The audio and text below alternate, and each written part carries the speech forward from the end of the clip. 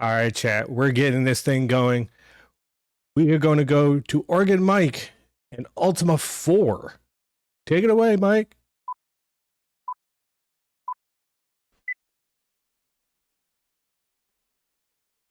Hello, everybody. I'm trapped in this small box to come run for you Ultima 4, Quest of the Avatar, which is over there.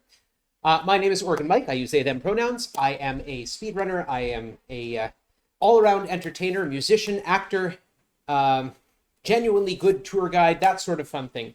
I would like to begin, of course, by acknowledging that where I stand, where I live, work, and play is Treaty 1 territory, the land of the Anishinaabe, a traditional land of the Anishinaabe, Innuak, Anishinaabe, Dene, and Dakota peoples. My goodness, my tongue is not working today. And I would wish to acknowledge with care and reverence the respect that they had for the land before anyone who looked like me ever got here, and the continuing damage done to them by the ongoing legacy of colonialism. So, while that continues on, I hope that my work here and elsewhere has some small measure of work towards reconciliation. So this is Ultima 4, Quest of the Avatar. This is where the Ultima series really finds its stride. Ultima 1 and 2 were sort of this weird mix of 80s sci-fi and fantasy that was popular at the time for role-playing games. Ultima 3 was full-on fantasy, very much in the vein of the other fantasy games of the time. You built a party, you went out, you did the things. In this one, this is a much different game. This is a more philosophical game. This is an exploration of the self. There is no final boss to defeat except the evil in our own souls. So we are going to go out and become the Avatar. And I'll explain more about that as we go so that I don't waste all my time here. But first, chat, if anyone has a good idea for a name, I'm willing to hear it. You'll catch me adjusting my headphones off, and these aren't my usual headphones. They're a little... my usual headphones are elsewhere. They've got to be on a work site, but they're a little bit warmer than I like. And they block out a little bit too much sound. So my voice is ringing in my ears very uncomfortably, and my ears are getting warm in the summer heat. All right, I think that's about everything. Hi! In another world in a time to come. So we can return to the view, which gives us this lovely little scenelet. We can journey onward, which would load my last save game, which is not something you particularly want to watch. Or we can initiate a new game. We shall initiate a new game. And I think with no outstanding initiatives from chat, we're going to go with Real Hope as a character name. And male or female, my usual habit, as I am neither, is to hold my fingers over the M and the F keys and just let them drop and see what happens. Ultima 3, fun fact, 2 years before this one. This game is from 1985. It turns 40 this year. Ultima 3, before this, actually had an option for other. So 1983. So people who complain about pronouns today, there's a 42-year history of having pronouns in video games. So here we go. Longer, really, because thou is a pronoun. All right.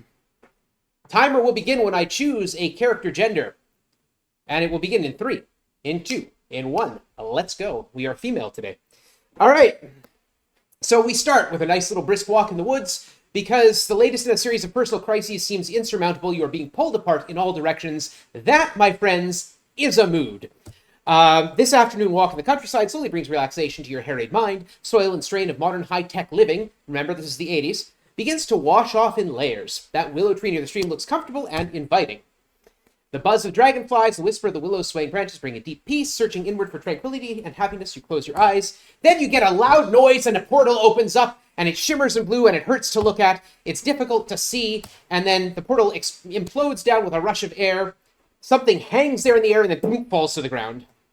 Somewhat shaken by this vision, you rise to your feet to investigate. A crude circle of stone surrounds the spot where the portal appeared. There is something glinting in the grass. You pick up an amulet shaped like a cross with a loop at the top. It's an ankh, the sacred symbol of life and rebirth. Could not have made the thud, because it's actually only this big. So you look again, a large book wrapped in a thick cloth, and I wish I had them here. You actually get these things in the box. The cloth is a map, and within lies not one book, but 2. The script on the cover is arcane but readable. The title is The History of Britannia as Told by Kyle the Younger. The other is disturbing to look at. Its small cover appears to be fashioned out of some sort of leathery hide. Ugh. But from what creature is uncertain, reddish-black skin into... Yeah, that's the Book of Magic. The Book of Mystic Wisdom. Yeah, you don't want to disturb it. So you read the Book of History. You settle back under the willow tree, you read the Book of History. And because in 1985, even 40 years ago, no one read the instruction books. No, really, read the book of history. Anyway, moving on, there's a Ren Fair over the hill. You go wandering down. The ticket taker sees the Ankh, lets you in. Every time that little blue spiral appears, I can actually push the button to continue on. Normally, I just hold down the spacebar, but it's more fun to elucidate. And there's a traveler's wagon in the back. You wander in, and just go to read your cards. So these are the cards of the 8 virtues. They allow us to choose our character class. The Gypsy plates the first 2 cards on the table. They are the cards of honesty and, doesn't matter, justice. So what these are the 8 virtues: honesty, compassion, valor, justice, sacrifice, honor, spirituality, and humility. And we have to master each of these 8 virtues to become the avatar. Honesty is going to be our choice anytime it comes up because we want to be a spellcaster, a wizard, a mage in particular. Whatever virtue we choose gets put on to the next round. Whatever we don't choose gets removed. It's like a single elimination tournament. 8 virtues, 7 questions. By the end, we will be very honest. These also affect our stats. So by choosing honesty, I get 3 points of intelligence, and I get 5 points in the honesty stat. Valor and humility. We're going to take valor. 3 points of strength, 5 points in valor. Humility gets us really nothing of use. Compassion. Also something I like to see. I don't like losing spirituality for it, but we're going to do that. We're going to take compassion. 3 points of dexterity. Better chance to hit. Really useful. And 5 points in compassion. Sacrifice and honor. And we're going to take honor for an extra point of intelligence. 1 point of strength, 1 point of intelligence. And 5 points of honor. Honesty. Please match that against honor. Oh, okay. We lose valor. Compassion versus honor. We're going to take compassion. And then honesty versus compassion. We will take honesty. We start with 15 in each stat. We add them as per here. Maximum in any stat is 50, so there's no way we're getting anywhere near them. And honesty. So be it, thy path is chosen. There's a moment of intense, wrenching vertigo. As you open your eyes, voice whispers within your mind, seek the counsel of your sovereign. So a lot of times when you hear complaints about this game, people didn't know how to start, like what to do to begin. Here it tells you, seek the counsel of your sovereign. In the history of Britannia, it says, seek out Lord British. And frankly, in the reference card that comes with it, that tells you what your controls are to play the game, it tells you the first thing you should do is find Lord British. We're not going to do that for a while, but still. Here we go. So here's our game world. It's an 11 by 11 square. We're going to turn off the volume because sound slows us down. And since I know where everything is, I don't have to figure it out. There's the Rune of Honesty. Also, there's this treasure chest I can just steal. So up in the top right, you can see my character, Real Hope, is first in the party, has 200 hit points, and is in G, good condition. And now is 182, because one of those treasure chests had acid in it. Underneath that, you can see food, 300, and 477 gold. We're going to come over here, we're going to talk to the herbalist. And you'll notice that the herbalist is blind. You see a blind woman turns to you and says, welcome to Magical Herbs. Are you in need of reagents? I am. If you're going to cast spells in this game, you need to have the spell points for it, naturally, and you need to have pre-mixed the spell. That's what the reagents are for. So we're going to need a lot of reagents. So we're going to buy 99 of each. And you might think sulfur ash costs 2 gold, and that's a pretty low amount, so we'll buy 99 of those. But remember, Margot is blind. She can't tell how much money I'm putting in the box. We just gave her a gold for 99 sulfur ash. We'll do the same for everything else. There we go. By the way, this is totally not virtuous. Boom. We're going to mix a few spells right here. So we're going to mix blinks. That's bed, B-E-D. It's a bit of traditional to type bed along with me. We're going to mix a few heals. Some fireballs just in case. Cure poisons just in case. And Canadian Fly. Yeah, that's all I need for now. We're going to mix more later, don't you worry. And we're going to get out of here. Now that we've stolen everything that isn't nailed down. I see that snake over there. We're going to walk up north through the woods. Avoid that. Oh, hello, skeletons. I'm going to bash them with... This is what combat looks like. It's an 11 by 11 field. We're going to leave that treasure chest there, and I'll explain that in a bit. I'm going to cast the blink spell. It's a teleport. North twice. Head up here. And we're going to head over here to the village. Ah! What are you doing there? The village of Vesper. Here's where we're going to buy new weapons. Specifically, since we are a mage, a sling. And also, flaming oil. We're going to buy 20 of those. I call it Reaper Killer. I'll explain why if we run into any Reapers. And here's the guild shop. We do need to see his gear, his wares. We're going to buy some gems, and we're going to buy some keys. And that's all we need. And we're going to head in here. We're also going to take this treasury, because why not? That guard is there explicitly to guard the treasury, and he didn't stop us. Also, I got poisoned there. The G became a P. That happens. Sometimes treasure chests have poison traps. We're going to blink past that guy. He's scary. We're going to stand on this little piece of swamp. That swamp is poisonous. If we spend turns in it, we will get poisoned. I'm going to use this time to mix a whole bunch of spells. A lot of blinks. Some dispels. Yes, I have memorized the entire spellbook. Why do you ask?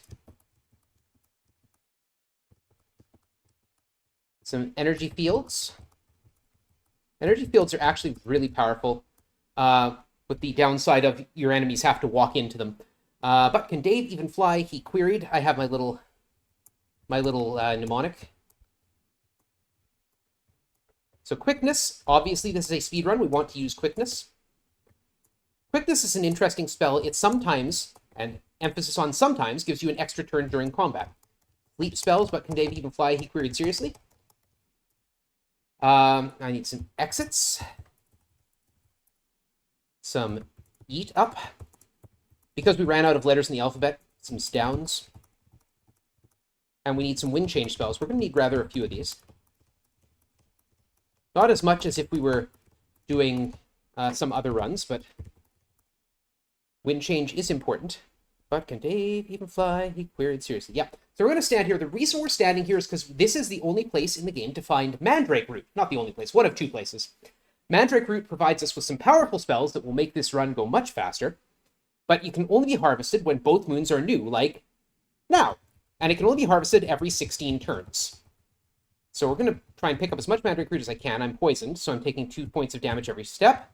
That's okay. We'll step off the swamp, and we will cure our poison. We'll blink over here. We'll blink up here. We're going to mix some spells, specifically Gate Travel, which is our fast travel spell. We got a good chunk of Mandrake.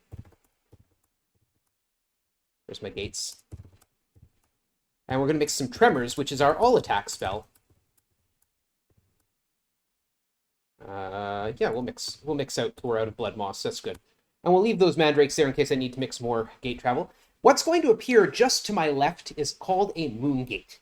The moon gates open and close depending on the phases of the moon. This one will open when the first moon goes full.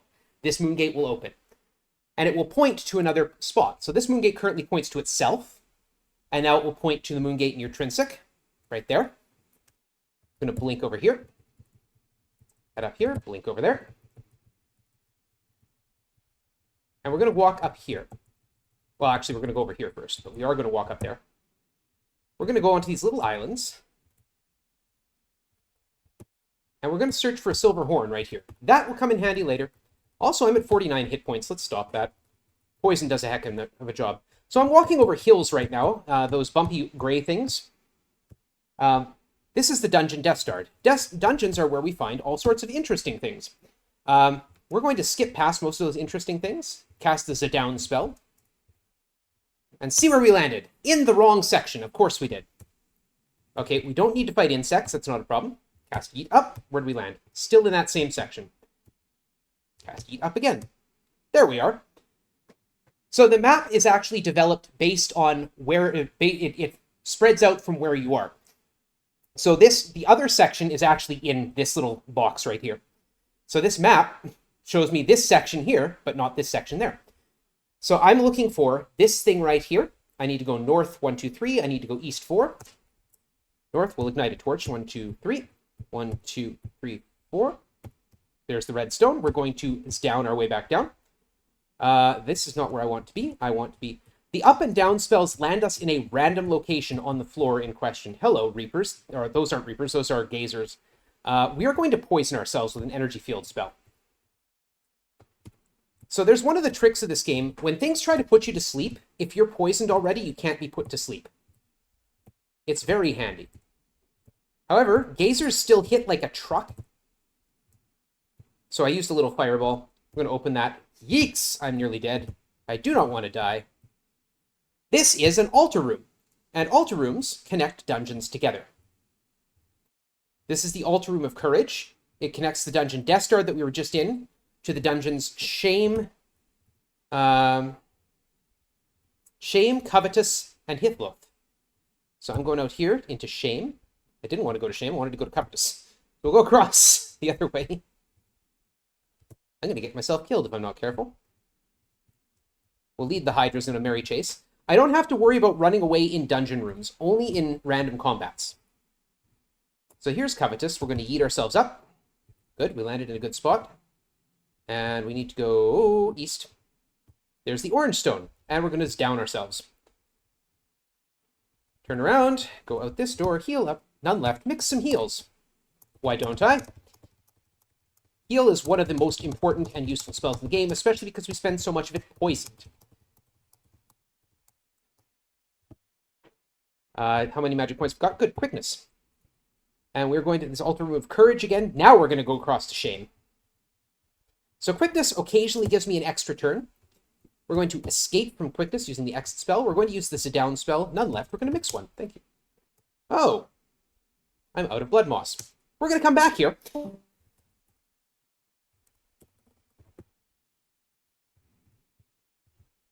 Okay, we need to come back there. We're out of blood moss. We're out of... Okay, head down. Going to head down to pause. You know what? No. We're going to route on the fly here. It'll be cool. We're going to get some money. Then we're going to head to pause. Because we're going to fix this situation with our honesty. Because we have been dishonest. Which is how we have so much money and all those reagents. That's a snake. We don't have to fight it. There we go. We're going to head into Lord Bridges' castle. We're going to punch Chuckles in the face. This is Chuckles the Jester. We're going to punch Chuckles in the face. Then the guards will come after us. So this is compassion manipulation.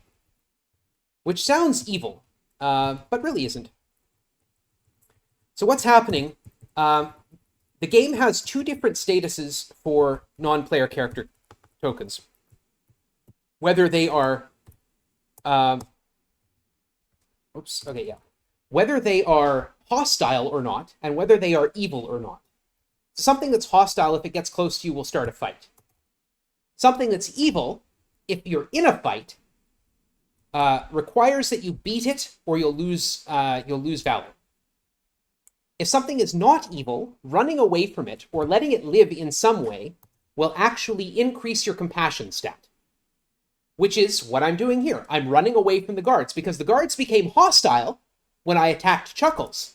But they're not evil. They're still just guards. So I can walk away from them, spare their lives, so to speak.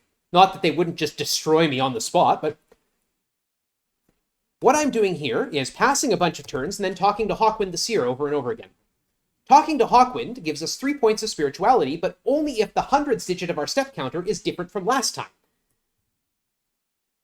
So I wait for my hundredths digit to change, and it's not that I'm timing this. What I'm doing is looking at my food counter. My food counter ticks down 1 point every 100 steps. It's not exact. I mean, it is exactly every 100 steps. But it ticks down by 1 point every 100 steps, but there's some weird occurrences around entering and leaving buildings, or towns and dungeons, and entering and leaving fight scenes that affect how the food counter works. Regardless, every 100 steps, it will go down by 1 based on where it was. But never mind. I'm just looking for it to change. There we are. So yeah, this is me grinding spirituality, and I need to grind spirituality at 89 points. All of my virtues eventually need to hit 99. So I'm looking here. These are the 8 virtues represented in 2-digit form. My stats in them. So there's honesty, compassion is 73, valor 58 already. That's pretty good. 15 justice, because I've been stealing things. 50 for sacrifice. 31 for honor, because I've been stealing things, but also because I've been doing the honorable thing of solving quests, that is finding items. And 80 spirituality. I need to talk to Hawkwind 3 more times to get it to 89. Here's some sunflower seeds.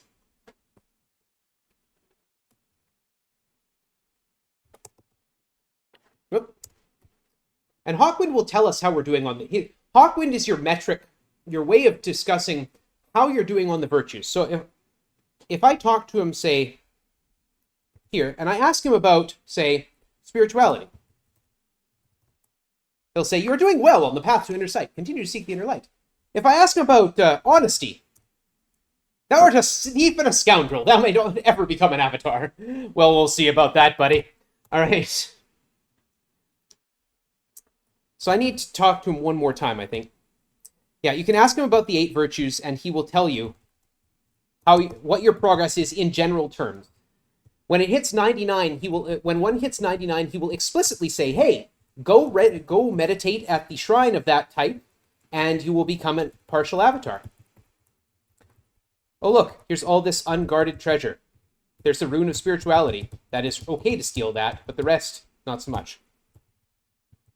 That's okay. We're fine. Once I climb this ladder, all is forgotten. These guards are nice to me now. We're going to ask them about guarding. A guard must be a valiant warrior. Art thou the most valiant warrior? This is a humility question. Anytime you get a humility question, say no. If you're not sure if a question is about humility or not, say no. If you say yes, it's not humble. If I were to say, "I am the most valiant warrior," that's being a braggart. Still flee not from battle. Now, I'm not talking about guard again right away because I have to move 16. I have a 16-step counter. And really what it's counting is whether the mod of 16 has changed. Or not the mod, the division of 16 has changed. Talk to Lord British, and he gives us the introductory speech. Long last you're here, yada, yada, yada. We're going to talk to him again. He gives me a level. Level 5, all right. I was level 2 before, now I'm level 5. But if you're ever wondering what you're supposed to do, if you're playing this game, and you should play this game if you have any interest in RPGs, you should play this game. You should play it legitimately and not speedrun it first, and then, come join me in the speedrunning server and have a good time. We're going to run away from some guards. It'll be cool. If you're going to play this game, Lord British is always able to offer general advice. His status, his conversation status has a check on the state of the world and the state of your quest. So when you ask him for help, H-E-L-P, he will give you actual advice on what you should do next. It's very general, very broad, but it is actually helpful. So if you don't actually know what to do next, go talk to Lord British and ask for help. Okay, talking to people is actually important in this game. We're going to talk to a healer here. This is Pendragon, saying, "Peace and joy be with you, friend. Are you in need of help?" "No, I'm not." "You willing to give 100 points of your blood to help others?" "I sure am." "All right. I'm not in need of help," and he stops there. If you have less than 400 hit points, and I do, he can't take your blood. So we're going to ask for healing and do it again. This is how you get sacrifice. This would go to 75, 80, 85. Should be 85, yep. Yes, B, yes, no, yes, 90. As far as it needs to go. All right, my next stop. Oh, hi, you're still hostile. I don't need to fight you anymore. I've got 99 compassion. I don't need to fight you anymore. That's another moon gate. We don't need to go there yet. We're going up here. We're going to blink north from here. This is another dungeon, the Dungeon Despise. Those are ghosts. They are actually evil. So I do actually have to kill them. The Dungeon Despise, the bottom floors of the dungeon are actually really terrible. So I don't travel all the way down through it. I just come down from the top far enough to get... Right, I still have to go and get more spells. And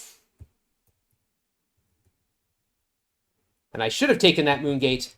That's okay, we'll go on foot. I went to get money so that I had enough money to get the spells, or to get the reagents, and to fix my honesty. And also, we're going to buy a horse. So a horse is pretty normal until you yell "giddy up," and then every time you move, it moves twice in a row. It's a good time. It's great for getting away from monsters overland. Yeah, I am in need of reagents. Just stock me back up for the low price of the low price. Okay, and then we're going to mix some spells. This time we're going to do a full mix of everything we need. Actually, I should go and get more Mandrake. We'll do that first, then we'll come back. Go get more Mandrake, along with everything else. There's a second spot to get Mandrake, it's down here. Right there, in that exact spot. So we'll mix some more bed. Feel free to join in and type bed in the chat if you like. See if you can tie my speed. Nice.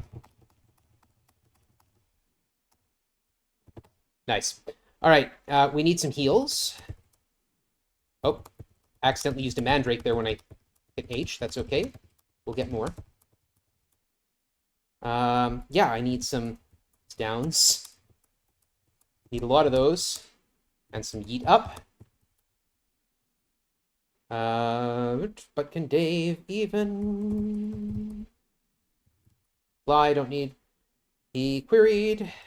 Seriously. Just a couple more tremors because I'm going to be picking up some more mandrake momentarily.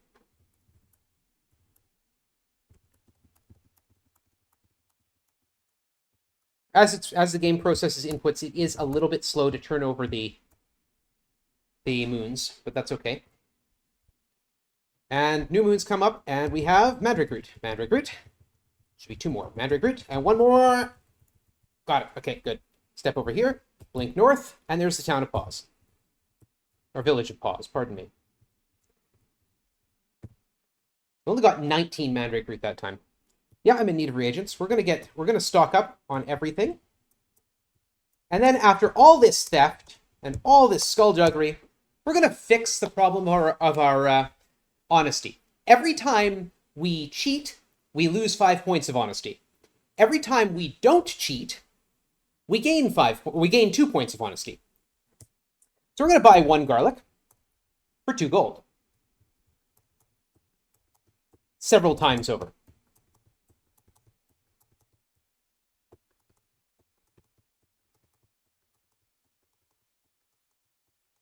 And I left enough garlic that all I have to do is make sure I get to 99. And I will have bought 49 garlics, which will take me from 1 point of honesty to 99.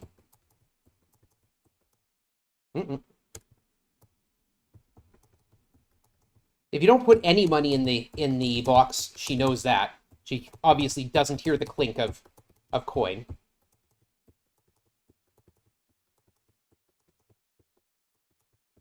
I don't know what it is about all the herbalists in the nation are blind. I don't know why. Must be something about working with these dangerous magical herbs. Oh, that 5 is for my valor, 59, and that 90. Oh, yeah. Okay, what do we got? We got honesty. Valor is 59. Justice, sacrifice, honor, spirituality. Yeah. Okay. Other than valor, we are in good shape everywhere. The only way to get points in valor, and this will come up, believe me, only way to get points in valor is to win fights against evil creatures. And every time you win a fight against an evil creature in a random encounter, there's a 50-50 chance, there's a coin flip of getting a point of valor. Here's the white stone. Normally you have to fly a balloon in there. I'm not doing that. Forget it. Okay, we're back in the dungeon to spies. Properly this time. We're going to down 2, 3, 4, 5. And I know here you go east. Oops. Don't want to be in that room. That is the one place, the one spot in the dungeon I could have landed that would happen. So we go south as far as I can, go east 1, 2. Cast a quickness spell. Go in this room. So this little wall with the little chip, if you see a little white chip there, that's a secret door.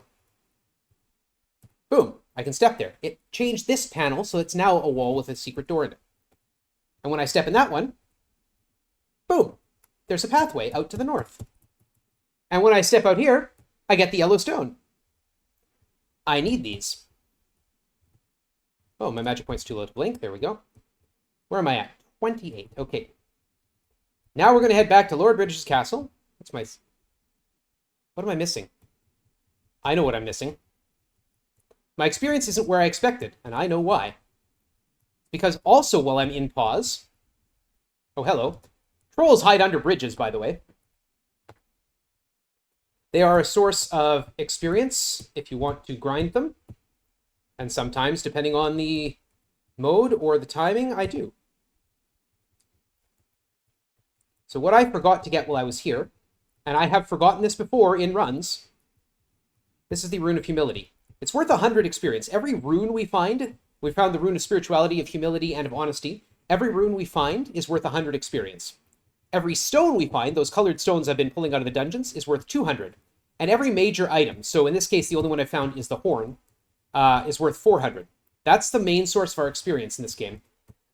We need experience. It is a requirement. In order to beat the game, not only do we have to become partial avatar in all 8 virtues, we also have to have a party full of characters. We have to have one character from every character class. This is a dungeon in the back of Lord Bridges' castle. It just goes straight down to the center of the earth.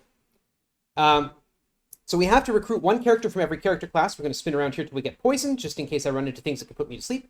And head up here to the altar room of love. And we go out this way. But there's a limit on your party size. The party size limit is equal to your level. So we have to make level 8. There's no questions. I'm going to search here. Touch a magical ball. It raises 2 stats. In this dungeon, raises 2 stats by 5 each and does 400 points of damage. We're going to yeet ourselves up to floor 6, go west to the wall, back up, go south through here. We're going to heal just a bit, just so nothing weird happens. If I don't walk through the center of this room, now I got put to sleep. Search there, touch another magic ball, search there, there's a fountain. We are at 38 dexterity. That is what I want to see. Poison ourselves. And here's where we're going to cast a tremor spell.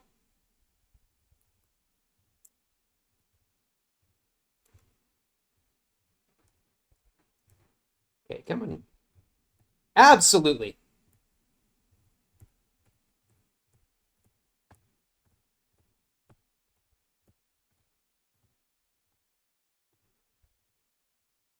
Mm-hmm.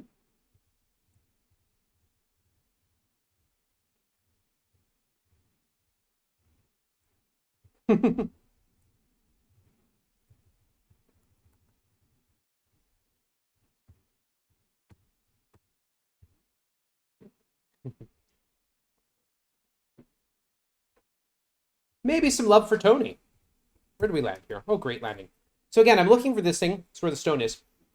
What I was doing up there was getting those magic orbs, which will, as I said, raise my stats. My dexterity is now over 40. The way this game is programmed, well, originally, at 50 dexterity in the Apple II or Commodore 64 version, you would have about a 92.5% chance to hit. So you'd miss about 1 time in quick math, 1 time in 16. In this version, they missed a doubling of the stat. So they couldn't figure out, when they were going through it, they worked and worked and worked and tried to figure out why we're missing so much. And they said, the heck with it, we can't figure it out. Once we cross 40 dexterity, 100% chance to hit. So 40 dexterity was important, 100% chance to hit. I will not miss any of these attacks now.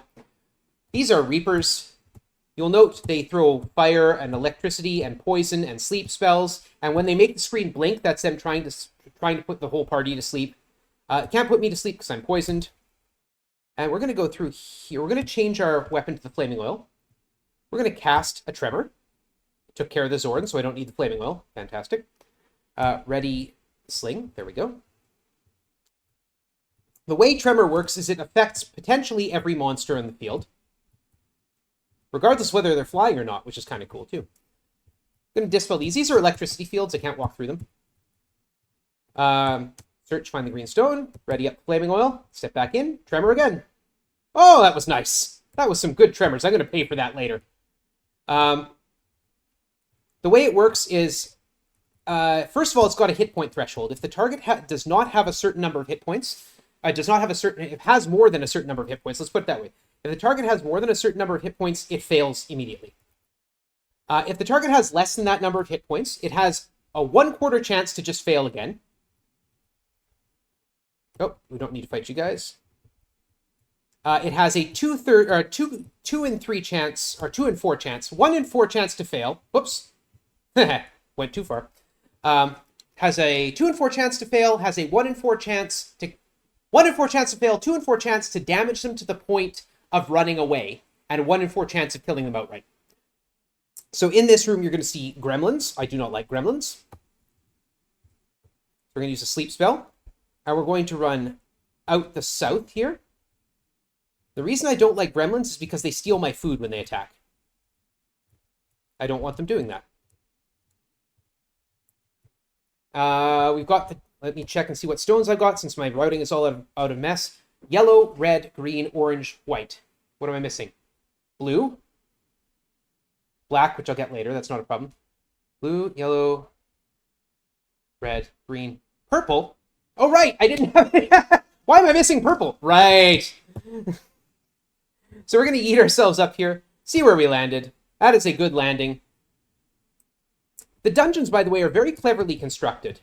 They're all exactly 8 by 8. All the dungeon floors are 8 by 8. They don't look like it, though, because they wrap around. There's the blue stone. We're going to zip back down. Where did we land? Oh, what a beautiful landing. I'm getting such good luck here. There's the altar room of truth again. You'll notice this demon isn't moving. That's because he's asleep. I cast a sleep spell when I went into the room with all the gremlins, and then I left before some of them woke up. And the game doesn't properly clear sleep fields, or sleep flags. So here's the dungeon shame. We're just going to yeet ourselves out of here with an exit spell. Come back in. It's down. Go east to the wall, south as far as we can. Search east to the wall. Don't have to kill a spider. It's not evil, so I can run away from it. There's the purple stone. There we are. Glad I checked. I should have all but the black stone. I do have all but the black stone. And we're going to go get the black stone. Cast Gate Travel 1. It's going to take us back to where we started. The black stone appears on this exact spot only when both moons are new. Bam! There it is, in the moon gate. My magic points are too low for a cure spell. Cure costs 5 magic points. You recover 1 magic point every step you take, and the number of magic points you have is based on your character class. So I'm a mage. I have double my intelligence in magic points. There's the Book of Truth, 400 experience points, plus a necessary object to get into the abyss at the end of the game.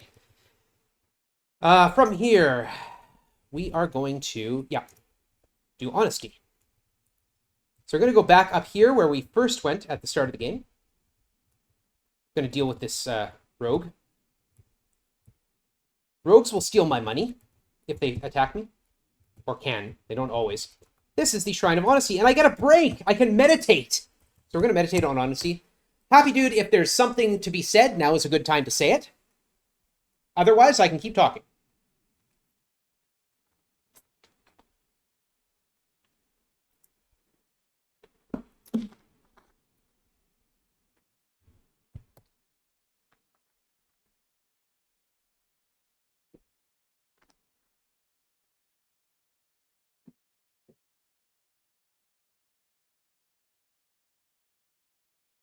Oh, that sounds good. 55 minutes in, $5 donation train. That sounds like an excellent option. So what we're doing here is we're meditating at the shrine. We can meditate from 1 to 3 cycles.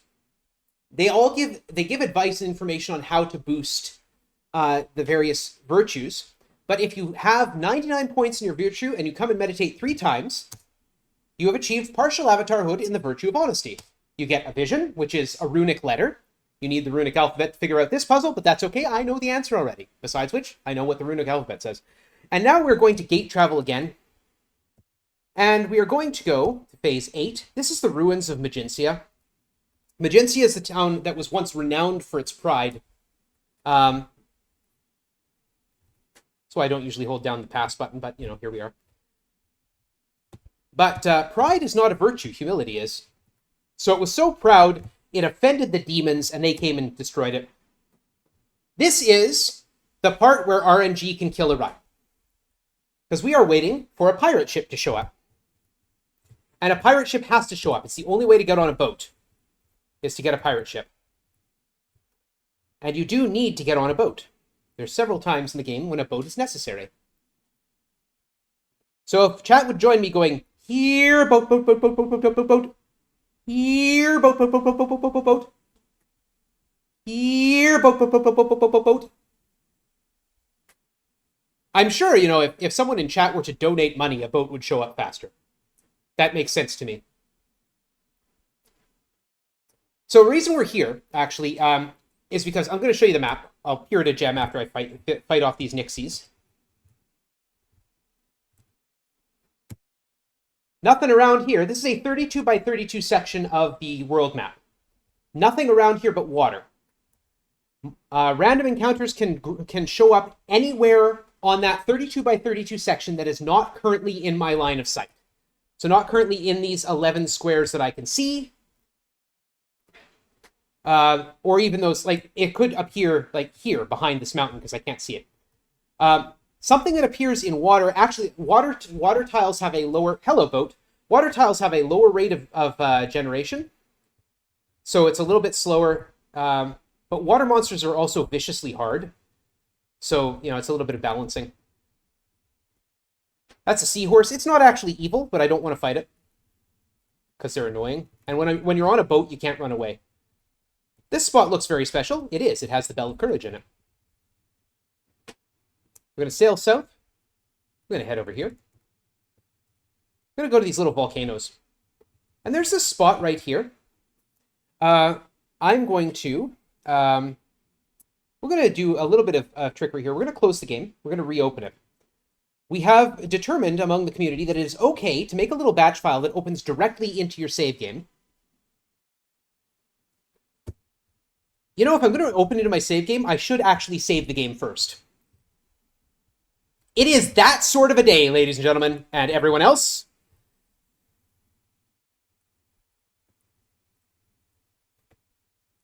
Fortunately, I saved after getting the boat.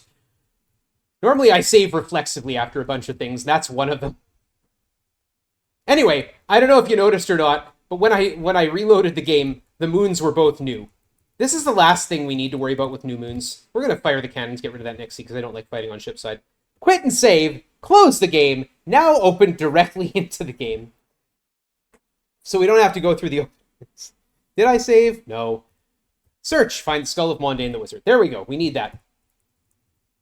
We're going to take that, we're going to head up here. Another boat, fantastic. Unlike in a lot of games, pirate ships are subject to the same forces of wind as the party is.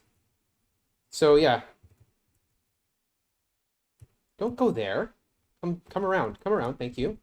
I want him to follow me over to shore. Thank you. Stay within sight so I know where you are.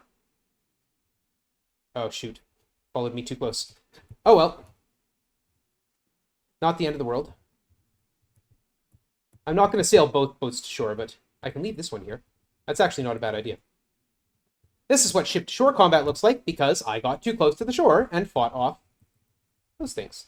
Also notice that my ship has hit points, right? You can see it's got 50 hit points. That's where my gold was. The ship can be sunk.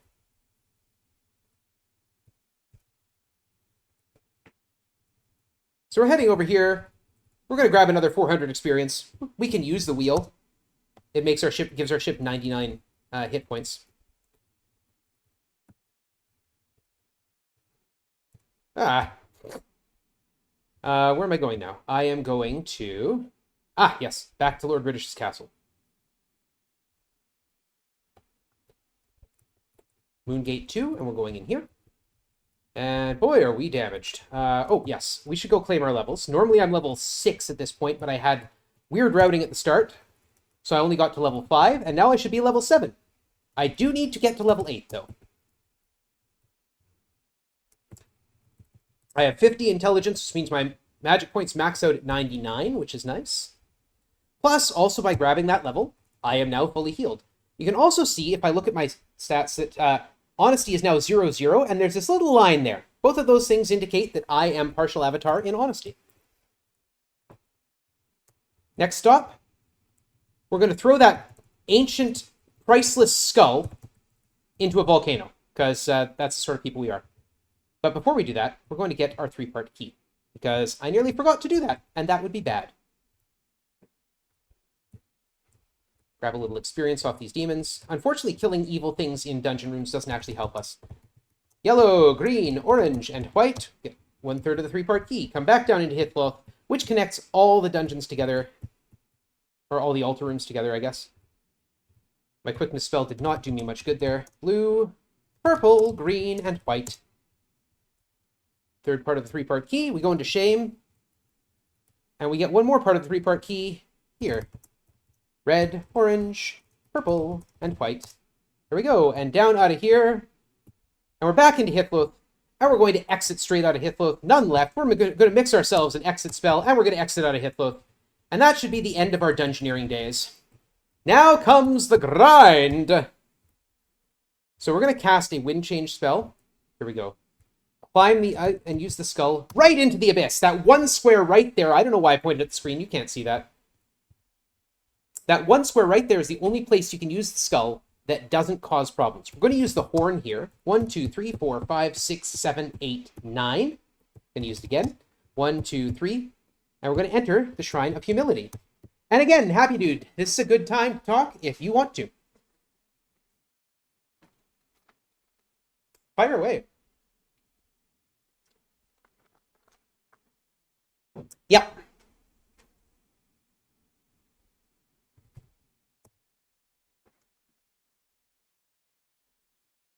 Okay, well, the PC version does not have music on it natively. The Apple II and Commodore 64 versions have music, and it's sad because the PC version comes from a time when you only really had a one-channel PC speaker. The Commodore 64 music score is one of the best early gaming scores out there, I would argue.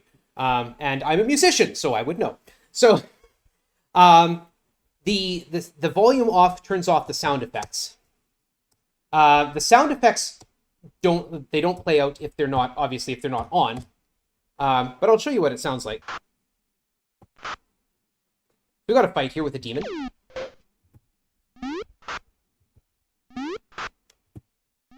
And you can see the processing of the sound effects takes a lot of time. Yeah, this is why we use the magic horn, by the way, and why we're still poisoned, because that's a Balron, and it will try and put me to sleep. So, yeah. Yeah. The sound effects, yeah. I've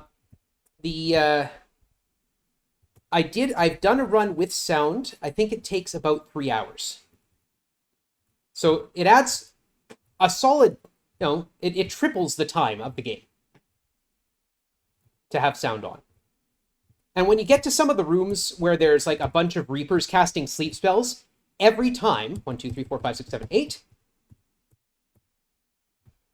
every time you're going to hear this. Right? So, yeah, we turn sound off because it's way faster. The music, on the other hand, if you get you can get a patch that will put the music back into the game, and also give you some fancy VGA graphics too.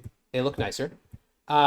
I've used that. It's slower for other reasons, because you have to slow the CPU speed down, or it will make the balloon completely unusable.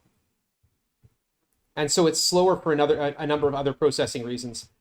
So using with a reasonable CPU speed equal to the 500 cycles that DOSBox gives us for this one. This is the GOG version, by the way, the GOG version. 1, 2, 3, 4, 5, 6, 7, 8.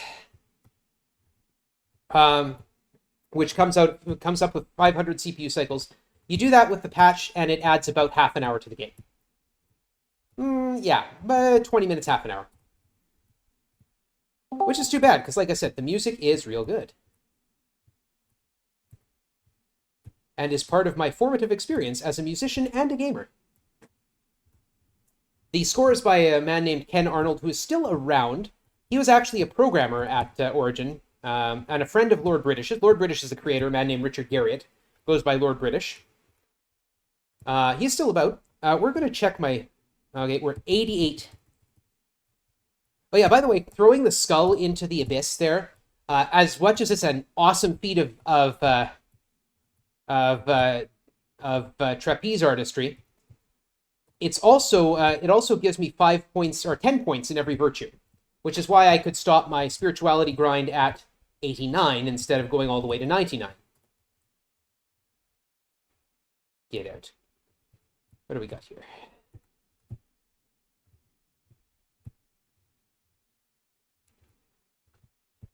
Um, 1, 2, 3, 4, 5, 6, 7, 8. The reason I'm pulling up treasure chests.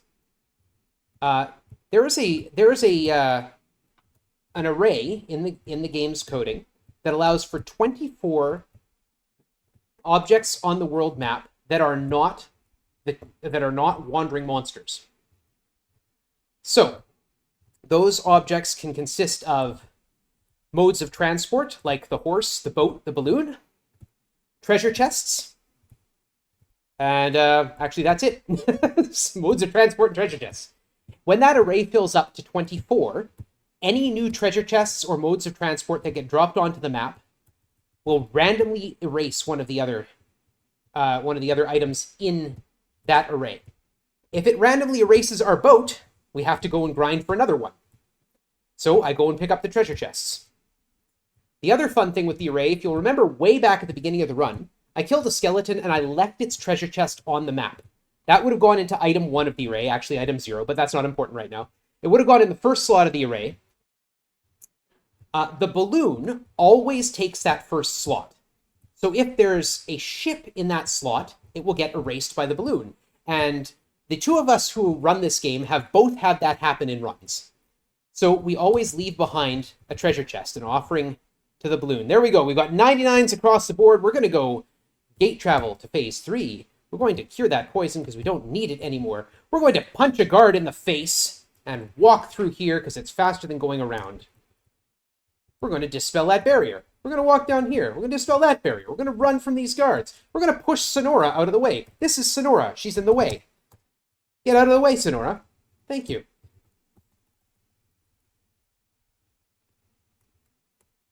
And here is the Root of Valor. Now we're going to start recruiting a party.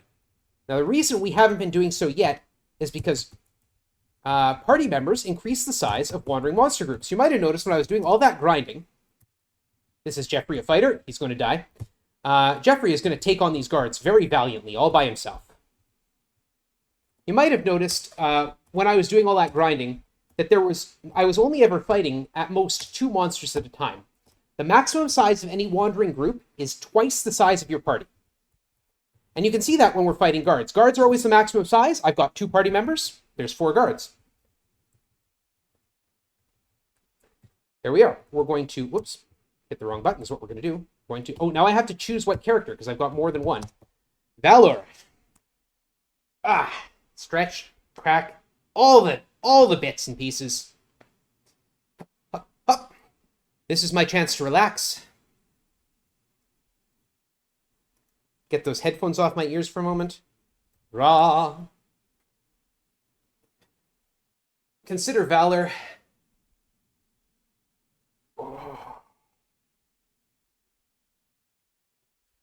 Consider the shirt I haven't worn in ages.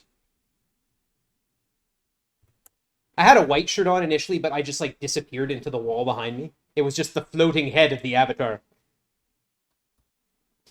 The floating head of the retro gamer is coming. I don't know.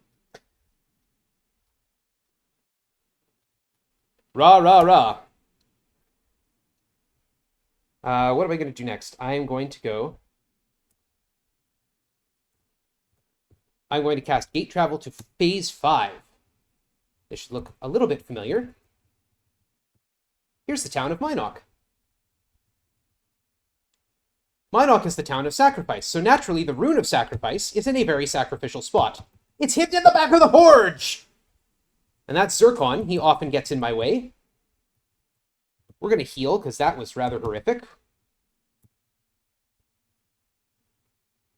And we're going to find ourselves one Tinker to join the party. That's Julia. We're going to walk through the poison, because why not? Ah, Julia got poisoned. Fantastic. Blink over here. I'm getting a text message. I don't know why. Is Jeffrey dead? Jeffrey is indeed dead. That's why he doesn't show up in the combat. It is faster to have dead party members than living ones. We'll see what that message is in my texts. Which is very counterintuitive from every other RPG run I've ever sat and watched. Yeah. So the mantra for sacrifice is Ka, C-A-H, and you get it from talking to a bard. They tell you the mantra is in the bard's song, and the bard will sing you a little song. Says, the raven sees, the raven saw, and in the corn he saith Ka. Now, I don't know if you've ever heard a raven, but it is one of the least meditative sounds I can imagine. Standing there, sitting, thinking, cross-legged, thinking about sacrifice, and going, Quah! Quah! Ravens are loud. And small ravens sound like human babies. It's weird. I have had a human baby. Well, I mean, by that I mean I am, a father to a human baby. I didn't actually have one. No, it was delicious. No, that's a whole other joke. So yeah, Julia's going to die here. Yeah, but there were up to six monsters now. I want to try and avoid random encounters at this point for exactly that reason. Because those random encounters are getting big. Now, one of the things that I had to do, too, is make sure my step count goes over that 100-digit changes.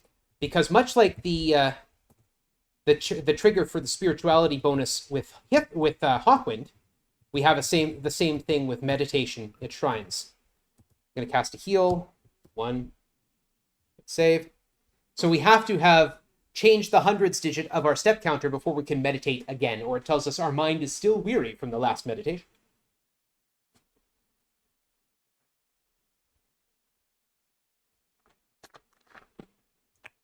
This is where we find the Shrine of Spirituality. It's hidden in the moon gate, where both new moon gates are, or where both moons are full, not new.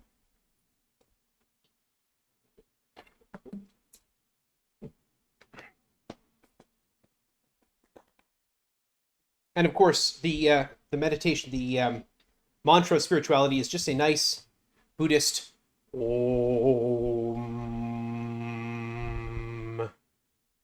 right?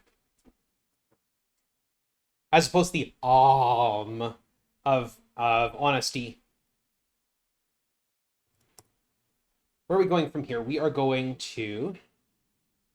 Well, the obvious path is to go to Trinsic, because that's where the moon gate takes me. Let's do that.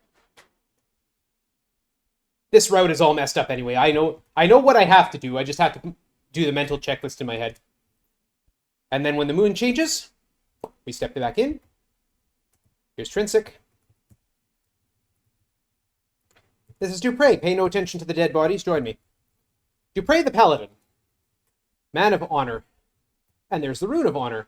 And there's me curing my poison. Dupre is honorably poisoned. It's all good. And my colleague Phoenix 4 discovered this. If you blink west, then south, then west again, you find the rune. You find the Shrine of Honor. So props to Phoenix on that one. Phoenix is the only other runner of this game that I have had contact with. This version of the game. I have spoken with people who have run the Sega Master System version, which is actually a pretty good approximation of this game for a console game. The NES version is completely different. But the Sega Master System version is actually pretty good. Pretty close, I should say. There's nothing wrong with the NES version, except I don't like the music, but that's just me. So I'm wondering if Chad actually can agree with me on this one. But the idea of having this lead character who happens to, I think you said it was a mage, right? Mm-hmm. Okay. So this mage dragging the corpse of his two dead compadres while someone is limping along poisoned behind them. That's okay. We'll put them all on the horse. It's good. Jeez. Just slide their bodies up and over. Yeah. They go in the saddlebags.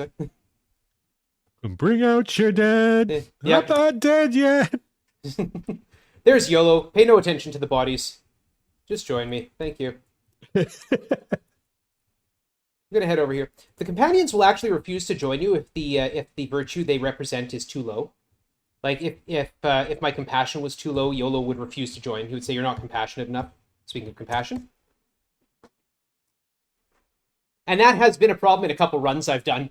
I also do what's called a task randomizer. All these things that I'm doing, they get randomly thrown into a mixer with a little bit of logic attached to it, so you don't have to like become partial avatar of something before you find the rune, because you can't get into the shrine without the rune.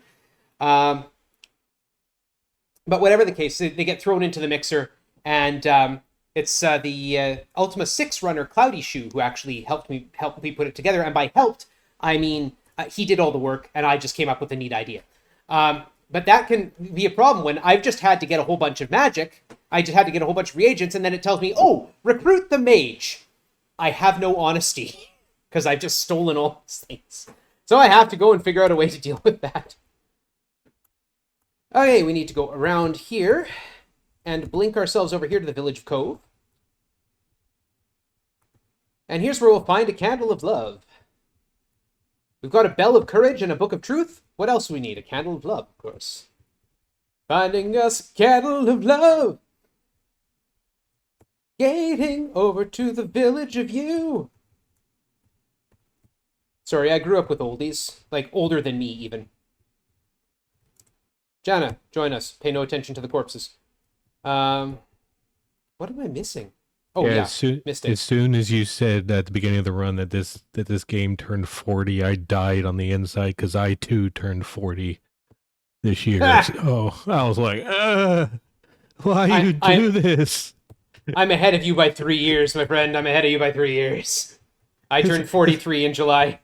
It's like you woke up and chose violence. Every day. All right, this is the Shrine of Justice. That is not how you spell justice.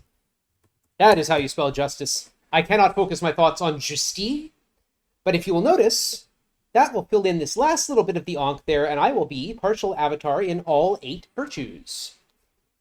And that has some nice things that go along with it. For one thing, it actually means I can beat the game. But for another, there's some stuff I can still find.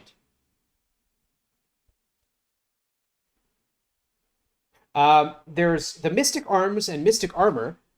In order to find them, you have to have 8 parts avatar. The game will just, when you go search for them, if you don't have 8 parts avatar, you will not find them. You can search, doesn't matter. You can know exactly where they are, you search, won't give them to you. But now that I'm partial avatar in all 8 virtues, and carrying 2 poison party members around, oh look, it's some sea serpents and some rogues. Let's just gate the heck out of here. Back to where we were. I don't need to deal with that today. This run has been off the rails enough. It doesn't need some sea serpents. This is Empath Abbey. So we found the Book of Truth in the Lyceum, which is the Castle of Truth. This is the Castle of Love, the Empath Abbey. There's the Mystic Armor. We're going to actually wear it. Because anyone can use it. That's the idea. And we don't quite have enough magic points, so we are going to have to go... Well, we do have to do this anyway. Because there's a kicker. No, I don't want to use that boat. That's my boat for... That's my later boat. I've got a boat down here. I wanted to get both boats over there, but I failed in my attempts. I don't even know where the other boat is at this point. Oh no, YOLO, you're dead. Darn. This is the Serpent's Hold. It's the Castle of Courage. Open that door. Go over here. Find the mystic weapons. We must ready one. Because here's the deal. When you are in the final dungeon, the Great Stygian Abyss, any attack you make will miss unless you are using a magic weapon. Now we have to gate to phase 2. I need to mix at least a couple more gate spells. That's fine. So I could have gone to a place called Buccaneer's Den and grinded up a bunch more money, gone to Buccaneer's Den and bought a magic wand, which is the most powerful ranged weapon in the game. But I didn't. So we're using a mystic sword. Now I'm level 8. You also notice my food goes down faster. Your food goes down, well, once every 100 steps per person in your party. Gate 7. Here's Scarabre. This is Chamino. Pay no attention to the corpses, please. Thank you. Chamino is also a sub-in for Richard Garrett. This is where we're going to buy a bunch of food. Just a whole lot of food. Just in case. I have finished the game while starving before. It's not a big deal, but it does slow things down. This is the Ruins of Agencia. Oh, Chamino got poisoned. How terrible. Hello, Katrina. Join me. Thank you. All right. And you get poisoned. Thank you. Oh, wow. That was really nice. And we're going to gate back to phase 6. We're going to grab that boat. And we're going to cheat. It's not a glitch. This is no major glitches. This isn't a glitch.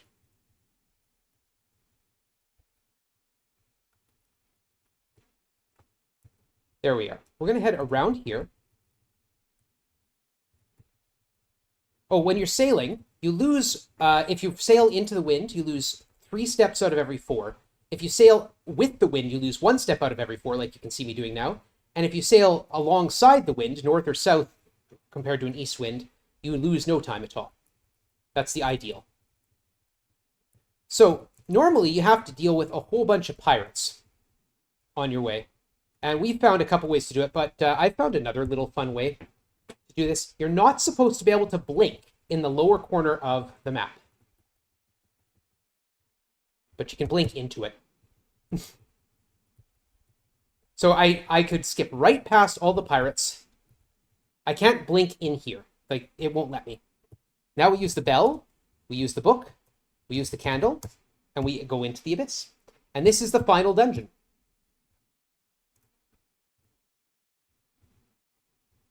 So it starts off strong with a bunch of lava lizards and lava, because it's a volcano, as all good evil lairs are. Now, we don't have a ranged weapon. We've got a mystic sword, so we have to press right up against our enemies if we want to hit them. Or we can just use spells.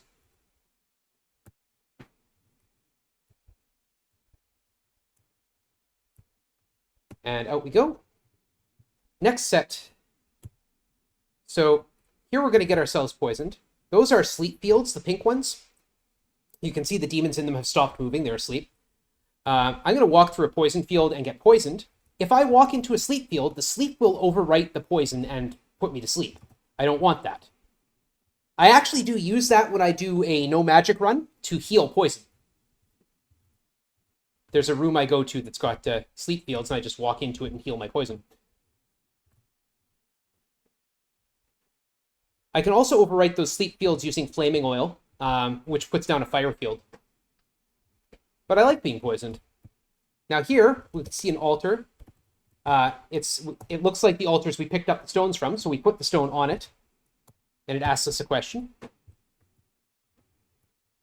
And now we're going to run like crazy through here.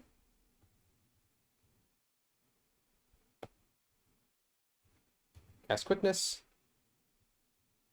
So the way quickness works, every time I take a turn, it gives me a 50-50 chance of getting an extra free turn. And that includes on the free turns. So if we could fully manipulate the luck in this game, you could use a quickness spell and just wipe out entire hordes of enemies because they wouldn't ever get a turn. Spiders are not evil. I don't have to fight them. If I run away from a fight with an evil creature in here, I will actually lose my 8th of courage, or 8th of valor, and have to go back and get it before I can beat the game. This is a quiet room, so I'm going to spend some time healing.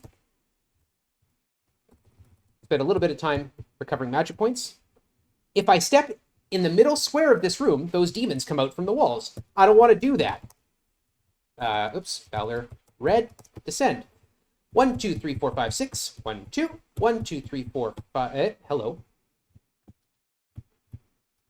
Ah, and that does remind me, I need to mix some undead spells. That's what I did. Cast Undead. Cast Tremor. So the way the undead spell works, it's turn undead.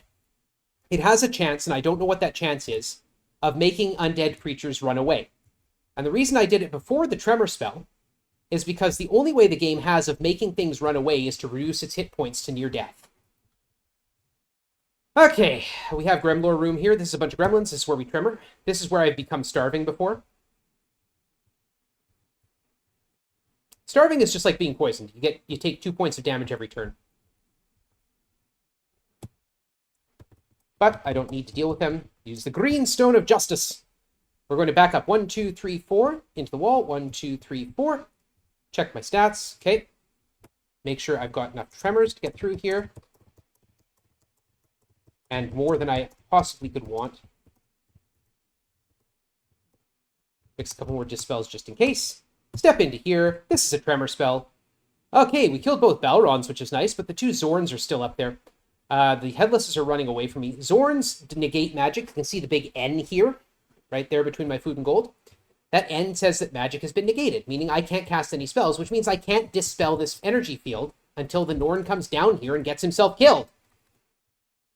Yes, it does walk through walls. I'm going to chase it off. Go away. Dispel that. Step there. There we go. This is the worst room in the game coming up. There is a lot of flashing here. If you are the sort of person who gets bothered by that, be aware that this is a room with a lot of flashing potentially in it. We're going to try and mitigate that as much as possible because I don't like it either. Unfortunately, my attempts to mitigate have not been too successful. We're going to use a little flaming oil. So we put a fire field behind that gazer there. And you can see why flaming oil, I can call it Reaper Killer. Because Reapers don't move. They're trees. They're giant evil trees. They don't ever move. So if you put a fire behind them, they just stand there and burn. Unfortunately, flaming fields cause slow progress sometimes. Okay, we're out of the worst room in the game. There are still going to be flashes, but not like that. This is a quiet room. I'll heal up a bit. Spend a couple turns and go 1, 2, 3, 4, 5. Use the stone. It is sacrifice. That's the orange stone. Descend down. We go south to west, south, and east. This is a maze of rooms. That is the only place you can enter the maze of rooms if you want to complete it. Get quick. Go past the Balrons and the bats. Those are storms. I didn't see a storm this run. That's awesome. I get way too many storms. Here's a tremor spell. It only killed one, but it was the one I needed to kill. So one of the things, when the game creates a wandering monster on the ocean, it can create a storm or a whirlpool. I see way too many storms. Like a ridiculous, an unconscionable, statistically unlikely number of storms. And it's a bit of a running joke among those of us who play this game and watch me speedrun it. But I didn't see a storm this time, even with all that time I spent on the the island of Maginsia. You're gonna pass a bunch of turns, Remember what I said about the game not clearing sleep fields or sleep flags very well? Well, we're gonna do that here. We're gonna make use of that. There's 1, 2, 3, 4, 5, 6, 7, 8, 9 enemies over there. Several of them are asleep, and now several of the enemies in this place are asleep because the game didn't clear their sleep fields.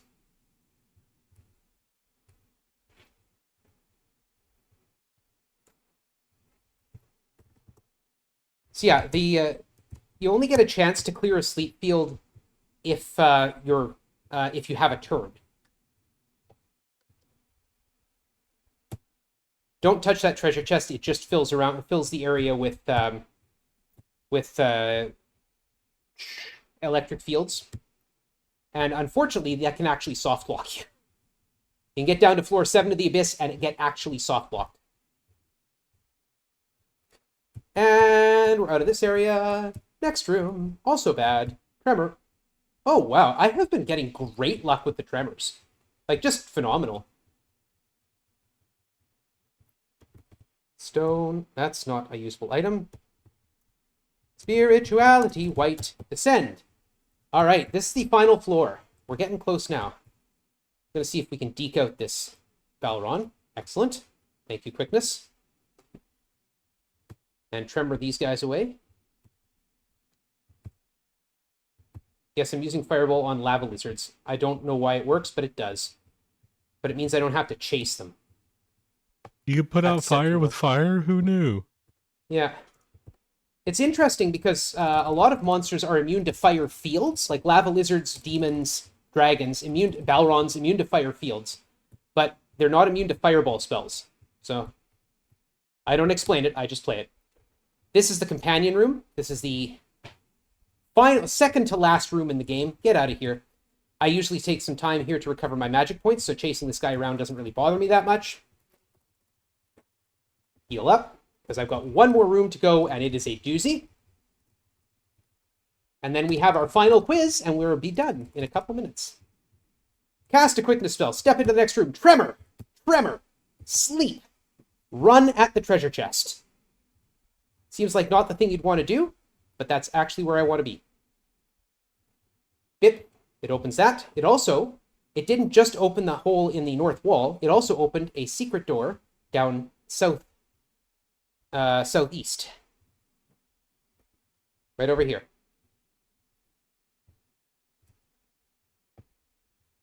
And that opened the way out to the east, which is where I want to go. Come on, get out of my way. Thank you. Use the last stone, humility. And this is where you find out if you forgot to get the black stone. All right, it's going to ask me, or if you forgot to get the 3-part key. It's going to ask me for a word of passage. I'm going to type it in beforehand. I'm going to type in all my responses beforehand. The game can buffer up to 16 keys. I think I mistyped, so I'm going to wait. Yep. But if I type it out properly and hit enter, it will automatically fill in the answer as soon as the first possible frame.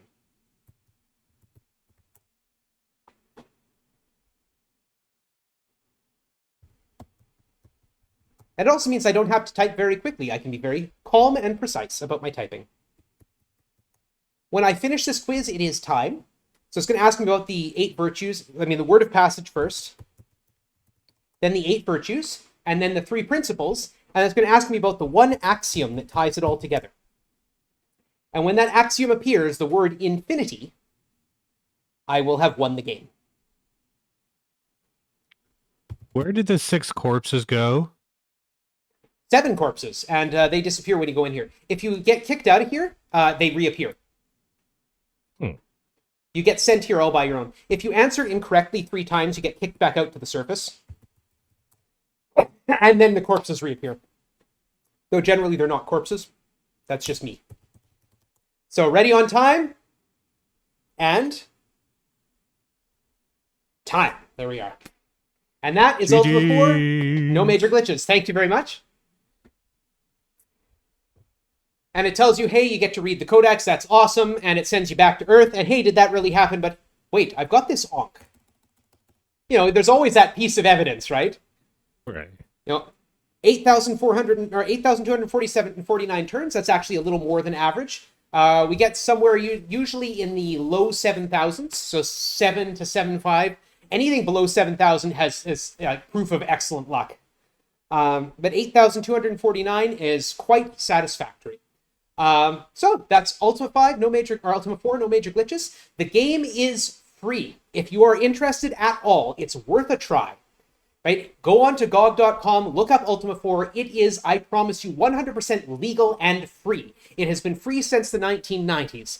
It has been so as a way to promote Ultima Online, which is one of the longest, I believe, may even be the longest running MMORPG out there. I don't play MMOs, so I don't actually know what it's like. But from the people who do, I understand so all right. Do try this game out. And if you're interested in speedrunning it, if you're interested in playing it, it's worth a deep dive. And if you're interested in speedrunning it, I am happy to help. I love this game. I will speedrun it till the cows come home. I play it this way. I play it with the any percent with the major glitches where we walk through dungeon walls. I play it with low percent where I don't pick up any quest items I don't need. I do it with no magic. I do it with no magic and major glitches. I do it with no magic without major glitches. I use the task randomizer. I do it with... I've done Paragon, where we don't actually do all those things we do to cheese the virtue system. All those things. There's so many different ways to play it. You can do it with all kinds of different characters. I use a mage, but you could always try with a bard, with a shepherd, with a fighter, whatever. It's such an exciting game, such a fun game, and well worth the play. And it's a piece of RPG history. And it's free. Yeah. So it was an honor to run it for Real Hope, and hopefully it has brought some fun and contribution to your lives. And hopefully it'll bring some fun and contribution to the charity too. Thank you again, Mike. Your time, by the way, was a 1:13:27. 1:13:27, not bad, not bad. But thank you again for your run of Ultima 5 Quest for the Avatar. Before I did that too. When we come back, we'll be asking Hep and Wana the question, What's the car? Right after this break. Stay tuned.